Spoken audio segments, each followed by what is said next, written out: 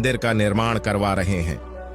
उस मंदिर का दरवाजा बनवाने के लिए उन्हें चंदन की लकड़ी चाहिए, किंतु चंदन की लकड़ी वसंतपुर में नहीं मिलती। मैं चंदन की लकड़ी इकट्ठा कर रहा हूं और कुछ महीनों बाद वसंतपुर जाकर राजा वर्धन को काफी ऊंचे दामों में चंदन की लकड़ी बेचकर बहुत सारा धन प्राप्त कर लूंगा। तब तुम मुझसे शादी करोगी। रमा ने इस बात का कोई जवाब नहीं दिया। मोहन की बात सुनकर वह वहां से चली गई। अपने घर पहुंचने पर वह सोचने लगी, मोहन बहुत ही गरीब है, जंगल से लकड़ियां काट कर लाता है और उन्हें बेचकर अपना और अपनी मां का पेट जैसे तैसे पालता है। मुझे भला वो कैसे सुखी रख सकेगा। दूसरी तरफ मोहन भी बहुत उदास हो गया था। वह सोच रहा था, रमा ने मेरी बात का कोई उत्तर नहीं दिया। अरे, मैं तो उसके इशारों की सारी भाषा भी समझ लेता हूं। वह नहीं जानती कि मैं उससे कितना प्यार करता हूं।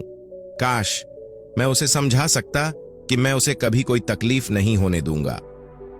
रमा का पिता भी अपनी गूंगी बेटी के लिए हमेशा परेशान रहता था। दिन यूं ही बीत रहे थे। मोहन रोज जंगल से लकड़ियां काट कर लाता और उन्हें बाजार में बेचता। एक दिन की बात है, हरिदास जब अपने खेतों से वापस अपनी झोपड़ी में आया तो अचानक उसकी तबीयत बहुत खराब हो गई। तब उसकी बेटी रमा ने देखा कि उसका पिता बहुत बीमार है, तो वह मोहन को बुलाकर घर में ले आई।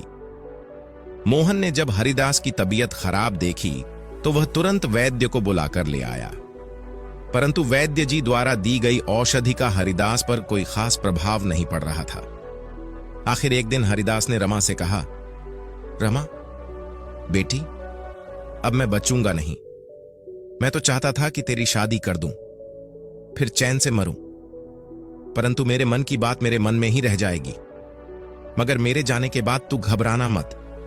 पड़ोस के ही गांव शिवपुर में मेरा तांत्रिक दोस्त सुदामा रहता है। तू शिवपुर जाकर सुदामा से मिलना और यह पत्र उसे दे देना। वह तेरे लिए कोई बहुत अच्छा बंदोबस्त कर देगा, बल्कि कोई अच्छा सा लड़का देखकर तेरा विवाह भी करवा देगा। फिर उसी दिन हरिदास की मौत हो गई। गांव वालों ने मिलकर हरिदास का अंतिम संस्कार संपन्न कर दिया। मोहन की मां ने गूंगी रमा को बहुत दिलासा दिया, बेटी रो मत, हम तेरे साथ हैं। अगले दिन जब मोहन रमा के घर पर आया तो उसने देखा कि रमा अपना सामान एक पोटली में बांध रही थी। वह समझ गया कि रमा कहीं जाने की तैयारी कर रही है और बोला, अरे तुम तो कहीं जाने के लिए तैयार दिखाई देती हो, कहां जा रही हो रमा? रमा ने इशारों ही इशारों में मोहन को बता दिया कि वह शिवपुर जा रही है। तब मोहन उदास हो गया। क्या तुम यहां पर नहीं रह सकती रमा? मेरे साथ मेरी बनकर, मैं तुम्हें किसी प्रकार का कोई कष्ट नहीं होने दूंगा। रमा ने मोहन के इस बात का कोई जवाब नहीं दिया। तब वह बोला, ठीक है, यदि तुम जाना ही चाहती हो तो जाओ, मगर मुझे विश्वास है कि मेरा प्रेम तुम्हें एक दिन अवश्य ही मेरे पास वापस खींच लाएगा। यदि तुम कहो तो मैं तुम्हारे साथ चलूं, तुम्हें शिवपुर छोड़कर वापस लौट आऊंगा।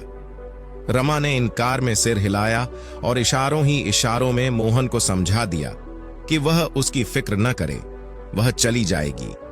रमा जब शिवपुर गांव में पहुंची तब वहां का नजारा देखकर वह बहुत डर गई। असल में शिवपुर गांव में मौत की तबाही मची हुई थी। पिछले 2 दिनों से पूरे गांव में अचानक एक महामारी फैल गई थी, जिसके कारण बहुत से गांव वाले मर चुके थे।